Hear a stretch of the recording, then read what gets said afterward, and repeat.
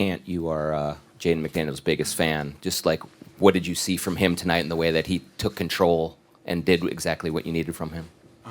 He had ultra confidence. That's what we talked about to start the week.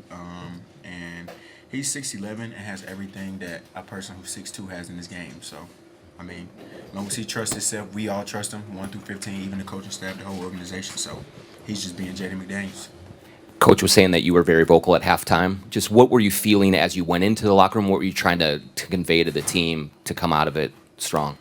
Just some of the reads that we was able to make on the offensive end. Going into the second half, I was telling my teammates on how we could space the floor to hurt them, and we did that in the third, coming right out, and that's how we got that big lead, spacing the floor the right way. Because, they tilt the floor heavy on me and Julius, so just being able to make the right reads all throughout the night. Julius, what do you think kind of flipped this game? What are maybe one or two things that you guys did in that second quarter, third quarter that kind of turned the game on its head for you guys? I think it was really just our defense. Like, obviously, Luka, he got off to the hot start, hit a couple threes.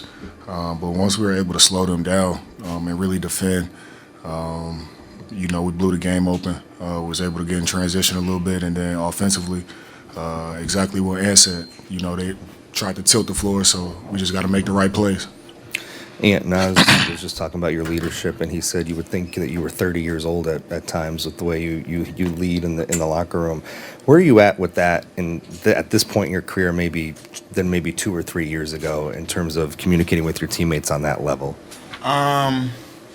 Just knowing. I mean, it's 15 grown men in the locker room, and knowing how to. Everybody got emotions. Knowing how to talk to everybody. Everybody can't. You can't.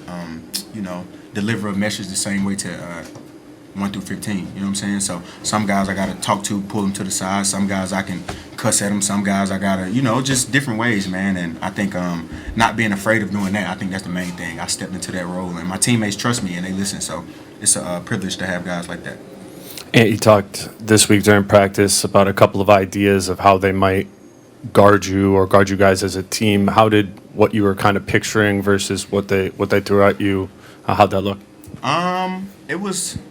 It was similar. It was similar to Phoenix, but I will say they. I'm not gonna give out the game plan, but yeah, it was similar to Phoenix. Julius, for you too, like offensively, reading where your offense was going to come from as a scorer and playmaker, how did that settle in over the course of the game? It was good. It was good. Second half was better. I think just for myself, I had just way too many turnovers, and I think as well as we played for myself individually, I feel like that's where I can clean up, but. It was good. It was just finding open spaces on the floor. We knew how they were going to defend us defensively, so I knew when Ant had the ball where to be, and he did a great job. He had like 8 or 9 assists, tonight, and that's what facts, and that's what Coach said he needed. At the beginning of when we were preparing, beginning of the week, he was saying we need you guys to have 8 or 9 assists, and Ant did exactly that. So for me, I worked extremely hard on my catch and shooting, and trust me, and he finding me, and I'm just gonna knock it down, take it every time. And what'd you learn about your team tonight? We got a great group of guys, but it wasn't tonight. I learned that in training camp. It just takes a minute for us to gel. It was a new team, So yeah, it just took a minute for us to figure each other out, and I feel like now we're rolling. For and Julius, the Lakers side of things, they said that they felt your guys' physicality and thought that was a major factor in the game. Coming into the series, how was that a point of emphasis for you guys to kind of establish that? And, obviously there's referees involved too, so how do you know the line that you can kind of push it to without getting on the bench? Great question. How many free throws they shot, Drew? How do I find that? 16. How many we shot? 11. Okay.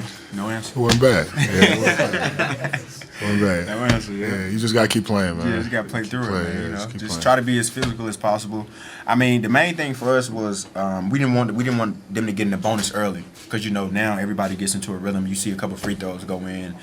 Luka gets into a rhythm. Bron gets into a rhythm. All 5 of those guys. So that was the main thing. We wanted to keep them out of the bonus early in the quarter, and I think we did a good job of that in the second half. How did you stay locked in and do that, especially in an atmosphere like this, and especially when Luka got that big half-court shot? I wasn't out there for the half-court shot, but I mean, in an atmosphere like this, it's easy. It's easy for me, man. We played in Denver, man. Denver is a tough place to play in on the road. So I mean, it was nothing.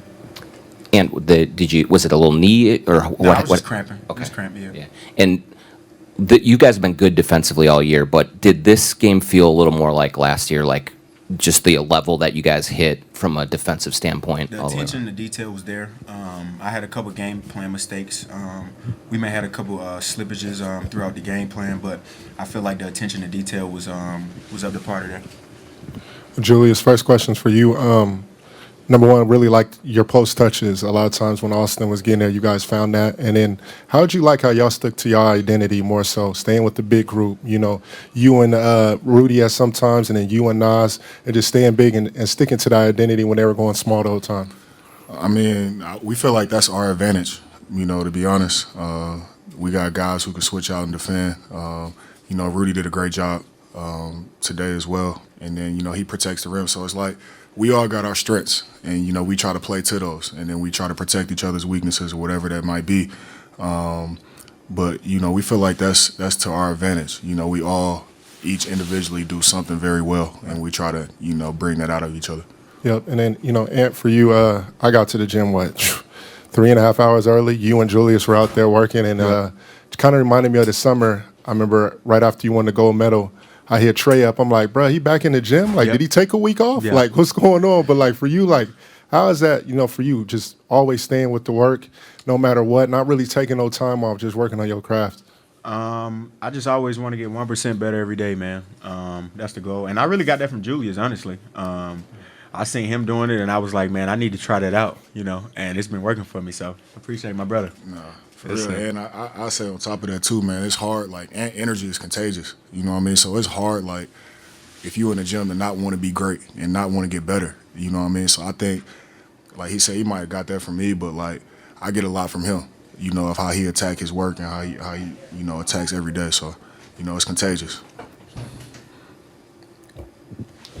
Both for Ant and Julius, a lot of national media picked the Wolves to be the loser in this first round series, and obviously y'all have a lot of belief in yourselves. But what message would you have to fans that are kind of seeing everyone picking the Lakers now and everything like that? No message, man. They still got the Lakers. The Lakers supposed to win.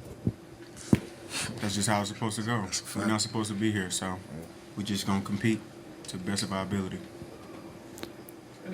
And what does it mean for you when you're attacking and you know what's coming, but for your teammates to relocate as much as they did tonight? It seemed like they were finding the soft spots to give you the best possible passing lanes. Like I said, man, we had a week to prepare. We watched film together as a team. The 4 hours that we was on the way here, we talked. We watched games that when they played against OKC, when they played against Dallas, we was just watching film on them, and the coaches did a great job of putting us in the right positions. And then I think the player development, C. Hines, we was working on relocation. Me and Julius driving the gaps because we knew they was going to tilt the floor, and just being able to find windows for us to pass. And the guys did a great job, man. And, you know, we was able to reward. That you don't get a lot of practice time during the season. Is it fun to drill something so consistently and then for see sure. it come up, play out? It's super fun, man. That's why we didn't want to be in the play-in. We needed that week. Thanks, guys. Yes, sir.